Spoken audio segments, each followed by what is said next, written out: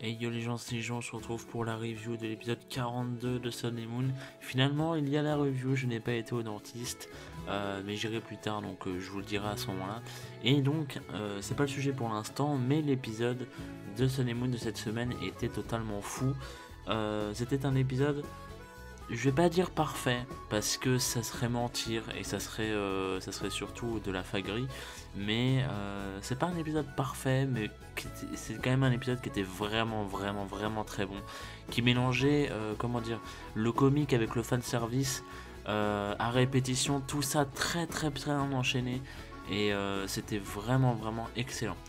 Donc, ce qui se passe, c'est que au début de l'épisode, en fait, Euphorbe, du coup, et le directeur Shen d'Alola, du coup, viennent pour annoncer qu'ils partent pour Kanto afin de visiter d'autres espèces de Pokémon, tout ça et tout. Il y aura des guests, etc. Enfin, ils vont faire un cours à Kanto, en gros. Et en fait, du coup, tout le monde se réjouit, sauf Sacha qui, forcément, il est originaire de là-bas, donc il aurait préféré une autre région. Mais bon, voilà, donc il retourne à Kanto quand même. Et je trouvais ça assez bizarre d'ailleurs, dans le sens où Sacha d'habitude il est toujours content et tout. Et là, bizarrement, rentrer chez lui, il est pas trop content. Bon, ça fait pas longtemps qu'il est à Lola et il a fait un détour chez lui, donc c'est peut-être pour ça. Mais ça me donne quand même de sa part. Donc, bon, pourquoi pas. Donc voilà, donc une fois qu'ils sont arrivés à Kanto, le Goupix du coup de Lily ne se sent pas bien en fait à cause du climat. Et j'ai trouvé que ce détail était absolument excellent. D'ailleurs, parce que c'est quelque chose qu'ils auraient pu ne pas faire difficilement quand même, mais je sais pas, je trouve ça vraiment bien qu'il l'ait fait. Et donc voilà. Et en fait, du coup, Lily est un peu stressée à cause de ça et tout. Elle cherche désespérément de l'aide, pardon. Quand soudain, Pierre arrive et il l'aide en soignant son Goupix et tout un petit peu, etc. Il se présente en tant que docteur Pokémon et tout, voilà. Donc c'est très cool. Donc la petite arrivée de Pierre qui rencontre Lily, j'ai trouvé ça très sympa. Et en fait en retrouvant Lily du coup, parce qu'en fait Lily en gros elle s'était écartée du groupe, et en la retrouvant du coup Sacha retrouve également Pierre. Et oui, incroyable.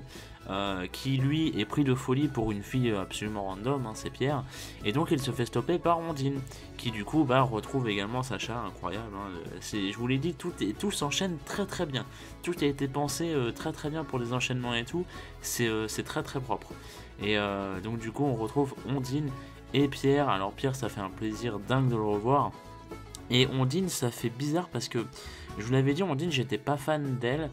Et surtout que Ondine, je suis habitué à sa VF, j'ai jamais entendu Ondine en japonais en fait. Donc là, voir Ondine en japonais, sa voix est assez spéciale et ça fait bizarre, mais c'est pas spécialement gênant, pourquoi pas, j'ai envie de vous dire. Par contre, le caractère d'Ondine pour l'instant dans ce Moon, j'aime beaucoup. Elle a un caractère beaucoup plus fun, moins. Enfin, avant, quand elle était fun, Ondine, elle avait plus un côté timide. Là, elle se lâche et tout. Elle a pas de complexe ni rien. Et je trouvais ça vraiment cool. Tu la sens plus naturelle, tu la sens plus posée en fait. Donc, je trouvais ça sympa. Voilà, tout simplement. Il y a un petit changement de caractère, je trouve. Enfin, bon, voilà. Et donc, ils arrivent au labo du professeur Shen, où du coup, les cousins Raphaël et Samuel Shen font leur retrouvaille, incroyable. Pendant que du coup, Sacha va présenter les Pokémon du labo au groupe d'Alola qui vient d'arriver et tout. Et du coup, on y retrouve plein de Poké du labo, etc. Et bien évidemment, on retrouve des Pokémon de Sacha. Alors par contre, on n'en retrouve pas beaucoup. C'est-à-dire que c'est assez étrange en fait, c'est assez étrangement fait. C'est-à-dire que par exemple, on retrouve les Tauros de Sacha, on retrouve le gros Tanmorph de Sacha. Quand ils font une espèce de comparaison entre le gros Tanmorph d'Alola et le gros Tanmorph de base, c'est celui de Sacha en fait. Donc voilà. On retrouve du coup Bulbizarre qui calme encore une fois un conflit entre les Pokémon, hein. Décidément, il est devenu maître en la matière. Et il y a un petit caméo, pour ceux qui ne savent pas ce que c'est qu'un caméo, c'est une apparition discrète en gros. C'est-à-dire que c'est pas. Comment dire, c'est pas confirmé, c'est-à-dire en gros là pour le coup il n'y a pas de retrouvailles avec Sacha, voilà, alors que tous les autres, Bulbizarre, Rotanmorph, Tauros, c'était des retrouvailles avec Sacha. Là on a Kaiminus et Crapins qui sont dans un étang en fait, et on les voit juste mais ils voient pas Sacha, donc c'est un peu dommage, et j'ai pas compris pourquoi il n'y a pas Musteboué, mais bon voilà, et apparemment le Kaiminus et les Crapins seraient ceux de Sacha. Le truc c'est que du coup vu qu'il n'y a pas eu de réunion, on ne sait pas, mais Normalement c'est eux quoi, ou en tout cas c'est un caméo, voilà. Du coup, pendant ce temps-là, on a Kaki qui fait la course avec son Dracofeu contre un Gallopa. Alors j'ai noté cette scène, pourquoi? Parce que en fait, vous verrez sur le screen que j'ai mis, la scène en question me fait énormément penser au premier opening de Pokémon. C'est-à-dire dans le premier opening de Pokémon, on voit Gallopa courir et tout, avec, c'est avec Sacha je crois d'ailleurs. J'ai plus trop l'image en tête, bien que le premier opening, voilà, on le connaît. Il me semble que c'est avec Sacha, on le voit courir sur une espèce de plaine et tout, et t'as un espèce de plan qui est très similaire, et qui du coup moi m'a fait énormément penser au premier opening. Donc voilà, j'ai voulu le mettre parce qu'il y a beaucoup de références à la saison 1, et là j'ai trouvé ça sympa parce que à mon avis c'est vraiment un clin d'œil au premier opening, et de ce que je vois pas beaucoup de gens l'ont noté, donc ou c'est moi comment dire, qui est parano, ou alors je suis le seul à l'avoir noté, mais bon, je ne pense pas, donc je ne sais pas. Voilà. Donc, pendant ce temps-là également, le Goupix de Lily rencontre un Fenard de Kanto. D'ailleurs, leur rencontre est assez belle. Il se passe pas grand-chose, c'est juste une rencontre et tout. En plus, le Fenard derrière lui, il a une espèce de fond et tout. T'as l'impression que c'est un dieu, je sais pas pourquoi. Mais c'est vraiment sympathique. Donc, pourquoi pas. Et donc, ça apprend au Goupix en fait à être moins craintif, je suppose. Et puis, en même temps, ça montre à Lily la vraie forme de Fenard, quoi. Donc, c'est plutôt cool. Et donc Rotom, ça c'est important de le noter parce que Rotom pendant ce temps-là lui a pris plein de photos évidemment, et dans certaines de ces photos se cachent bien évidemment d'autres caméos, et c'est des caméos absolument dingues. Bien évidemment c'est des caméos de l'ANG qui nous montrent en fait le gang des Carapuces, donc c'est quand même assez dingue. On regardait l'épisode avec Moquette et on l'a regardé ensemble en fait, et c'était totalement fou quand on s'y attendait pas en fait, et c'était totalement dingue de voir ça. Et il y a aussi les spectres de l'avant-ville, il y a le trio de l'avant-ville, donc le Spectrum, Ectoplasma et Phantominus. Qu'est-ce qu'ils foutent là? Tu ne sais pas, les Carapuces ne sont pas censés être là non plus. Tu ne sais pas ce qu'ils foutent là, mais c'est des caméos. Voilà, c'est des caméos, des easter eggs. Des easter eggs, comment on pourrait appeler ça en français? C'est des trucs cachés en fait. Vous voyez, c'est des trucs cachés que tu dois trouver par toi-même en fait. Et du coup, voilà, donc c'est peut-être rien d'officiel et tout, mais c'est des petits trucs cachés en fait. Voilà, donc en gros c'est ça. Et donc là c'est un mélange entre caméo et easter egg. Il y en a plein dans l'épisode et c'est très sympathique. Donc faut pas croire que par exemple Kaiminus et Crapince et le gang de Carapuce et les spectres sont là. Vraiment c'était peut-être juste comme ça, enfin c'était juste pour notre plaisir en fait de Nostalfag en fait. Clairement c'était juste pour ça qu'ils étaient là, mais en soi voilà. Enfin, Kaiminus et Crapince c'est différent, c'est vraiment un caméo, alors que là c'est vraiment des easter eggs. C'est en mode regardez, on met des photos random et puis paf, au milieu des photos random on vous montre un petit peu des petits trucs qui vont vous faire un peu titiller votre cœur, tu vois. C'est un peu le but, donc c'est pas méchant, mais du coup ils n'ont rien à faire là. Donc voilà, c'était juste pour préciser ça, mais c'est quand même, ça fait plaisir de les revoir quand même. Et donc pendant tout l'épisode, comme je vous le disais, on a plusieurs plans assez comiques, tels que Kaki et les trio piqueurs. En fait ça c'est un plan où on était mort de rire, parce que Kaki c'est un dieu, et en fait si vous voulez ils font le comparatif comme les gros tas de morts, ils font les comparatifs de trio piqueur d'Alola, trio piqueur de Kanto si vous voulez, et en fait du coup le trio piqueur d'Alola il a des cheveux, le trio piqueur de Kanto il est normal, voilà. Et en fait Kaki quand il a vu le trio piqueur normal, eh bien il a pleuré pour lui en fait. Il lui a dit mon Dieu c'est terrible, tu es chauve, tiens mets cette perruque, tu as peut-être perdu tes cheveux mais c'est pas grave, tiens et tout. Et j'ai trouvé ça mais tellement con de la part de Kaki, c'est tellement magique. J'ai adoré, j'adore ce genre d'humour totalement con, et j'ai adoré ça. Du coup il y a aussi un autre plan qui était très drôle, mais sur le coup c'est que l'ossature de Pierre, parce que oui Pierre a une ossature, je sais pas pourquoi ni d'où ni comment, mais Pierre a une ossature, et l'ossature du coup de Kaki, donc les deux en fait se sont à moitié confrontés, voilà, je cherchais le mot en français, pardon, se sont à moitié confrontés, et en fait ils ont fait chier Pikachu, et du coup Pikachu se venge en électrocutant tout le monde, sauf que du coup ça électrocute tout le monde sauf l'ossature de Pierre. Et du coup, il les regarde en mode mais qu'est-ce que vous faites en fait, et c'est tellement con, j'adore ce genre d'humour. Et tout s'enchaîne tellement, je trouve ça. C'était vraiment très très bon. Et aussi très drôle. Aussi, on a un autre plan, un peu plus nostalgique pour le coup, qui en fait nous montre Sacha, Pierre et Ondine qui sont du coup tous les trois et qui évoquent leurs souvenirs des saisons 1 à 5. Donc on voit des flashbacks retravaillés avec le design de Sun et Moon, donc c'est plutôt cool, redessiné. Par exemple, quand Sacha quitte Papillusion, quand Sacha quitte Dracofeu, Sacha avec Ambrilex, tout ça. Donc ça va vraiment des saisons 1 à 5. Donc voilà, donc c'est toute leur histoire avec Kanto, Johto, quoi, tout simplement. Et on a encore un autre plan avec Suren du coup et Ondine qui sont dans l'étang du labo. Donc le fameux étang que je vous disais où il y a Caeminus avec Rapins. Et en fait, Suren et Ondine du coup, si vous voulez, en fait, il y a une espèce de drama nul avec Otakin qui a été perdu et qui du coup ils vont chercher dans le lac, etc.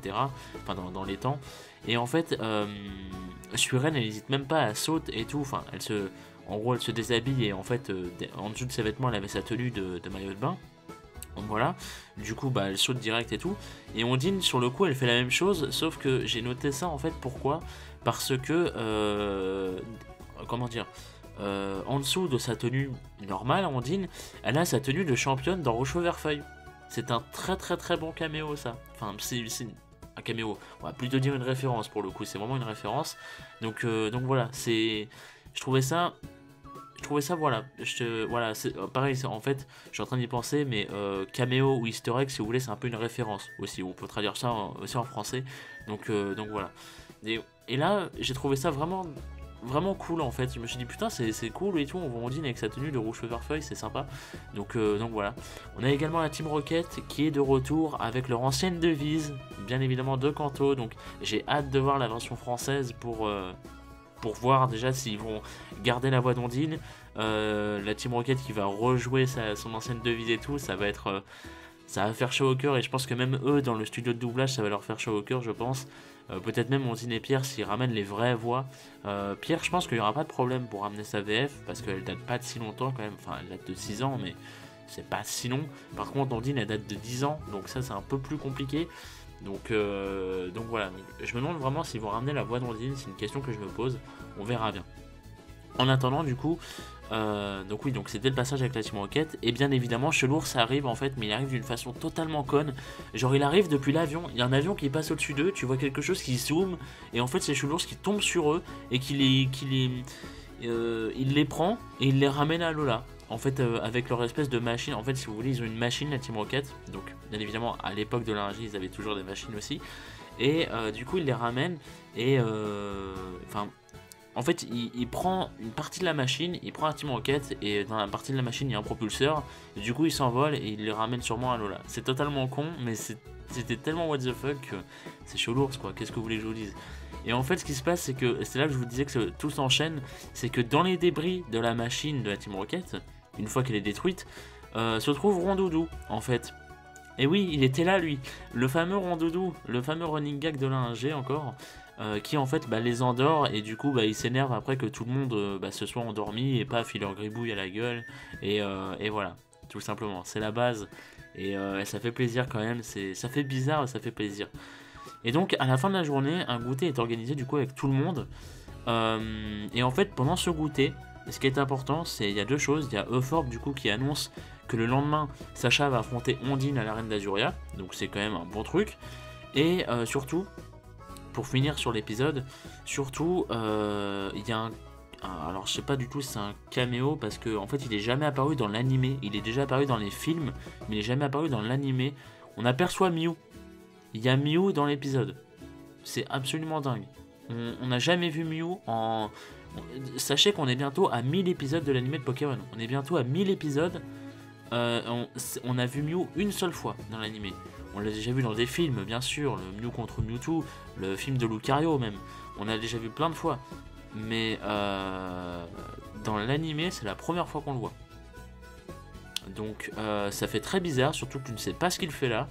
Donc je me suis dit, ok, mais qu'est-ce que tu fais là en fait? Parce que en fait, toutes les autres références et tout avaient un sens, dans le sens où c'est Kanto, tu vois, c'est des trucs qu'on a déjà vus en fait. Donc ils le remettaient pour le plaisir. Le truc c'est que là, Mew, on l'a jamais vu, donc je vois pas pourquoi le mettre en fait. Et je vois pas ce qu'il foutait là. Et en fait, juste il les observe, hein, c'est tout. Il les observe et il se barre. Voilà, c'est tout. Il sait pas faire pérer, évidemment, Mew est très discret. Mais du coup, voilà. Donc j'ai pas très bien compris, mais pourquoi pas, enfin je sais pas quoi dire en fait. Donc voilà.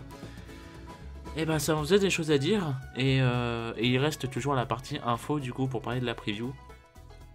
Et donc la preview, oui, nous montre que le prochain épisode du coup sera Sacha qui va affronter Ondine, comme je vous le disais, à l'arène d'Azuria, et Pierre, il va affronter Ondine et Pierre dans leurs arènes respectives, avec une animation, la preview, oh mon dieu, c'était dingue, ça m'a hypé de ouf, parce que la preview, tu vois un peu du combat et tout, et l'animation a l'air mais de fantastique, mais ça a l'air vraiment vraiment violent, ça a l'air d'être l'un des meilleurs épisodes de tout Pokémon en termes d'animation, hein. Je plaisante pas, ça a l'air vraiment vraiment énormissime, et plus que d'habitude, donc à voir vraiment, pour le coup vraiment à voir.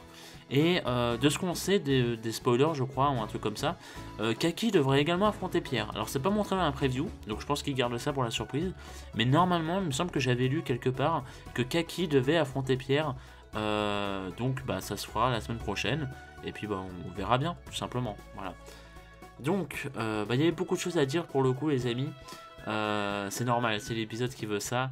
Donc puis moi ça me fait plaisir pour une fois de plus parler de comment dire, de Pokémon, ça fait pas de mal, surtout pour un épisode comme ça où je voulais vraiment citer toutes les références, où je voulais vraiment parler de ce que moi j'avais ressenti et tout.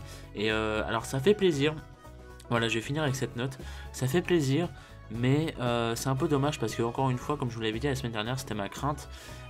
Eh bien on a vu que des Pokémon 1G de Sacha, on n'a pas vu des Pokémon de Sinnoh, de ON, enfin il y a les Crapins vite fait, mais voilà, on n'a pas eu des Pokémon de Bestwish, on n'a pas eu des Pokémon d'XY, voilà, on n'a pas eu, mais vraiment on n'en voit pas, et c'est triste et c'est presque effrayant en fait, parce que tu te dis mais où ils sont, parce qu'ils ont vraiment retourné quasiment tout le labo, donc c'est assez étrange, donc voilà, c'est un peu chiant sur ce point, voilà, peut-être qu'on les verra la semaine prochaine, mais ça m'étonnerait beaucoup, donc voilà, c'est un peu too much fan service, je suis d'accord, parce que j'ai vu beaucoup de gens se plaindre à cause de ça, c'est un peu too much fan service, et le problème étant que pour l'animé de Sun et Moon, en soi ça ne va servir à rien, et j'en ai bien peur, parce que je vous disais ça peut peut-être servir pour quelque chose, donc je vous en parlerai sûrement la semaine prochaine pour vous dire mon idée, au cas où je vais pas le dire, on verra si ça mène à quelque chose, je pense pas, mais on verra bien.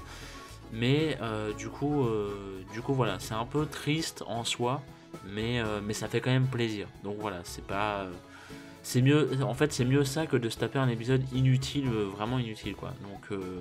Donc voilà, je trouvais ça plutôt cool et je trouvais ça important de le dire aussi. Voilà, donc merci à vous. Désolé que la review soit plus longue que d'habitude, mais pour le coup, je pense que ça valait le coup justement. Donc voilà, donc merci à vous, n'hésitez pas à me dire ce que vous avez pensé de l'épisode, surtout que là c'est un épisode qui joue avec le cœur, hein, évidemment. Et puis on se retrouve du coup pour la semaine prochaine, pour la suite de ce fameux voyage à Kanto et de ces fameuses retrouvailles. Merci à vous, à la semaine prochaine, des bisous.